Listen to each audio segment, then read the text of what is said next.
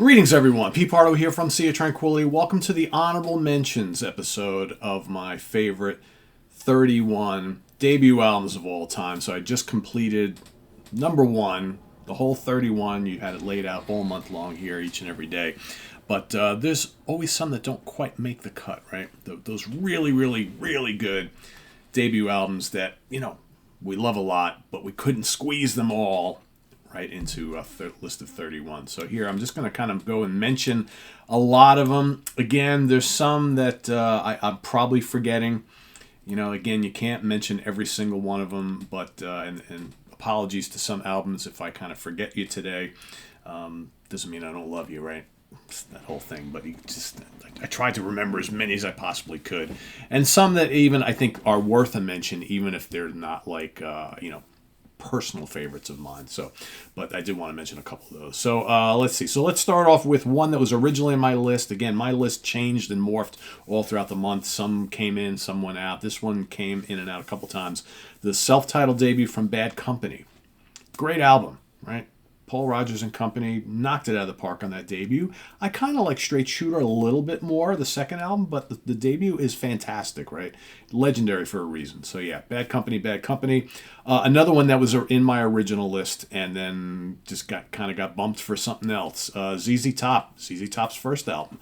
I love the first album.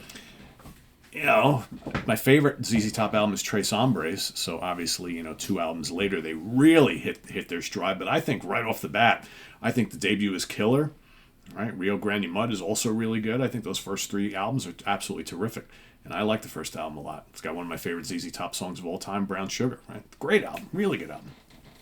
Next one also was in my original list, Frank Zappa and the Mothers of Invention, Freak Out. It's not my favorite Frank Zappa album by any stretch of the imagination, but it's really cool. It's really groundbreaking. It's really different, and I wanted to include it basically for that reason. But in the end, I had to pick some of my favorites, right? So I was like, I really like Freak Out. Is it top 31 for me? Yeah, maybe not quite, right? Maybe not quite, but still a great and very, very important debut album. The self-titled debut from Angel, terrific. I really lamented not including it. Just a really great hard rock album with lots of prog on it as well. And still to this day, my favorite Angel album. Just really, really good. I got to mention it. I was a fan when it came out. I'm not really a fan anymore, as many of you know. But I got to mention Guns N' Roses' Appetite for Destruction because, it's such an influential album. Such a big, huge album at the time. You have to include it in the discussion, even if it's not picked as one of the favorites. Slash and Axl and company. So many classic songs on there, still played to this day. A beloved album, a huge album. Got to give it its props. I don't much care for it anymore, but as a legendary debut album, absolutely. The Police, Outlandos de Amor, one of many great albums for them. Probably one of their more punk-influenced albums, but a classic nonetheless. Some people, it's their favorite. Some, they don't have a lot of albums, right? So anyone can be anybody's favorite. That's a terrific, terrific debut. Stevie Nicks, Belladonna, right? She knocked it out of the park on that first debut solo album. Excellent stuff there. Great, a lot of endearing Stevie Nicks classics. Edge of 17, love it, so good. Another album that was originally in my top 31. I love it to death. Maybe not a top 31 debut album for me though. Rush, self-titled debut. It's terrific. It's different than all the rest of this stuff, but it's so heavy, so crushing. Alex Lifeson's guitar tone on it. It's got Working Man. There's great songs on it. I really dig it a lot. Didn't quite make my cut. Peter Gabriel, his first album, self-titled. Of course, all his first couple albums are all self-titled. Excellent stuff. Proved that he could make a go of it right out of the gate after leaving Genesis. That, going for the solo route was the way to go. Great album. Crosby, Stills, and Nash, their debut album, absolutely terrific. Call it folk pop, psychedelic folk, whatever. I'd call it a classy album with some really, really great songs, 3 great voices. Yeah, super group that really works. The debut album, self-titled from Angel Witch, new wave of British heavy metal act. One of the best new wave of British heavy metal albums ever, right? That debut just knocked it out of the park alongside the debut from Iron Maiden. So good. Another one I really thought about for my top 31. Here's one that was in my top 31 originally, and it just kind of get pushed out. And I absolutely love it to death. I think they have stronger albums, but man, there's some great stuff on here. I felt really bad about leaving it out. Uriah Heep, very heavy, very humble. Starts off with Gypsy, doesn't, I just think that, and Gypsy's a classic song. There's great tracks on here. I just, when you look at the debut album, there's a couple tracks that maybe aren't quite up to snuff, right? It's not nearly as strong as I think a bunch of the albums that come after it, but it's still great. And the great stuff on it is great. Just missed out on my list. I felt really bad about it. Let's go to death metal. Death, Scream, Bloody Gore. One of the great death metal debuts of all time. Chuck Schuldiner and Company. So good.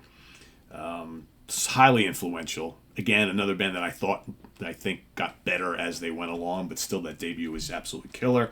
Kind of stay on the extreme metal a little bit. Possessed, Seven Churches.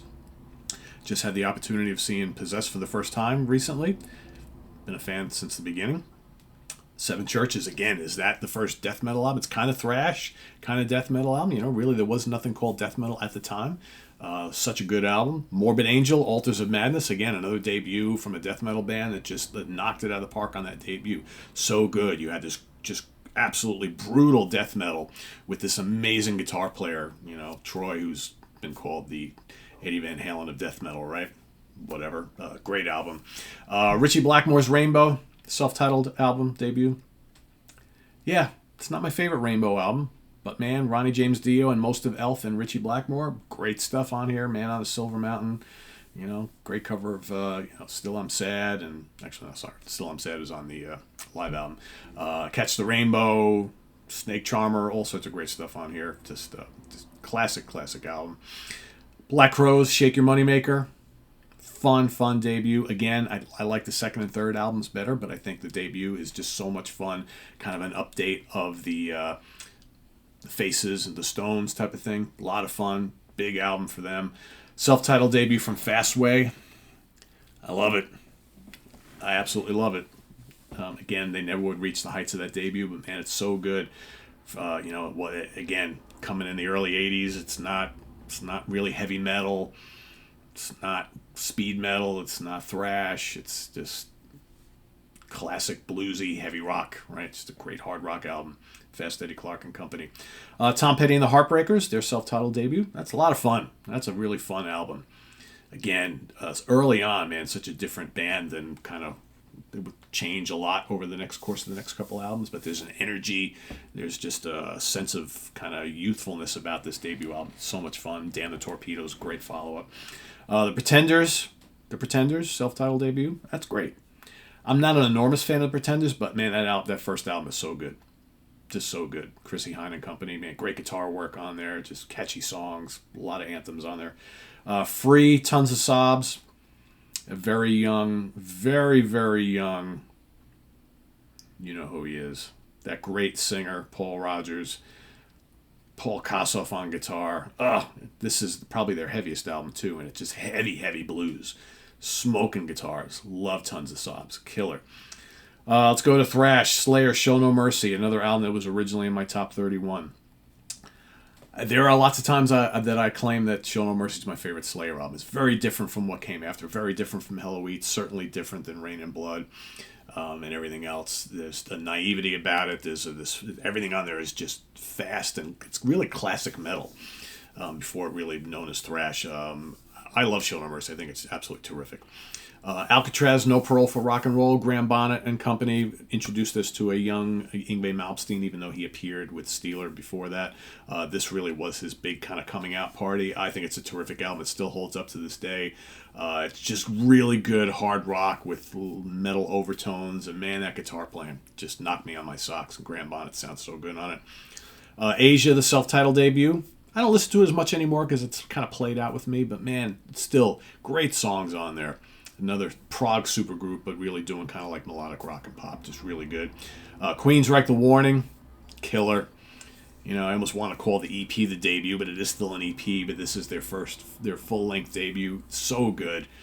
Thinking Man's Metal. So good, whether you want to call it progressive metal or not. It's terrific. Def Leppard, On Through the Night. Yeah, another new wave of British heavy metal band, knocking it out of the park on that debut. Those first two albums, so full of great hard rock anthems. Classic stuff. Steve Hackett, Voyage of the Acolyte. Right, he was still in Genesis when we released this solo album, but man, it's so good. It's still my favorite Steve Hackett solo record to this day. Could have been a Genesis album. Terrific, terrific stuff. Dire Straits. Again, this band never released a bad album. Mark Knopfler and company, exquisite guitar playing on the album. Just, again, what do you call it? I don't know. Dire Straits kind of like, they don't really fit into any neat category, but what a debut. So good. The self-titled debut from Ambrosia. Killer prog with lots of pop.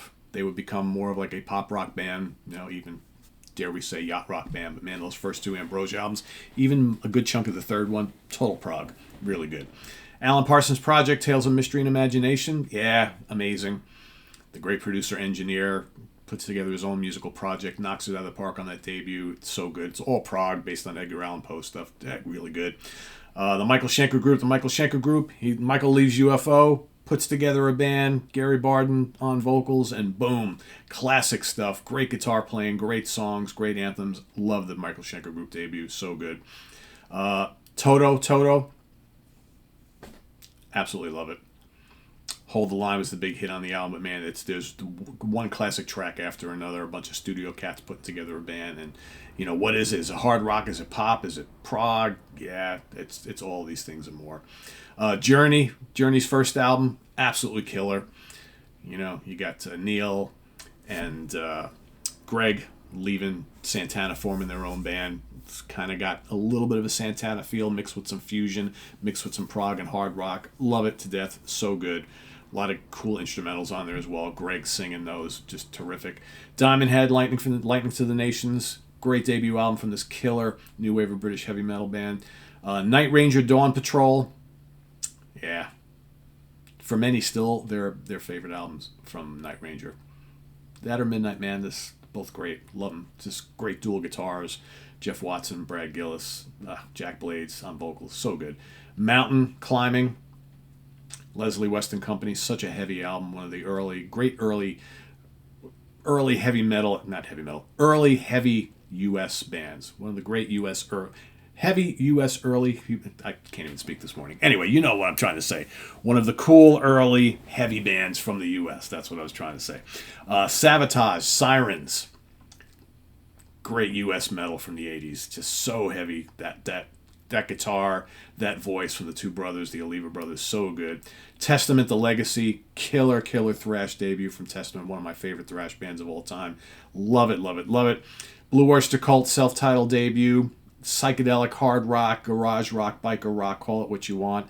It's all good. And one of those albums I like more and more as time goes on. May not be quite as strong as some of the stuff that came afterwards, but still really good. Self-titled debut from Vandenberg. Great Dutch band. Great guitar playing from Adrian Vandenberg. Lots of anthems on here. AC/DC High Voltage. I know I'm running long, so I'm just kind of whip through these. AC/DC High Voltage. Again, they would get better as they go on, but still a great debut. Blue Murder. Self-titled debut from John Sykes, Carmine Appice, Tony Franklin. Great power trio. Heavy metal, hard rock after the Whitesnake. Excellent. Badlands, self-titled debut. Jakey Lee leaves Ozzy, puts together this killer band alongside Ray Gillen and company. I think this band should have been huge. I think the debut was terrific.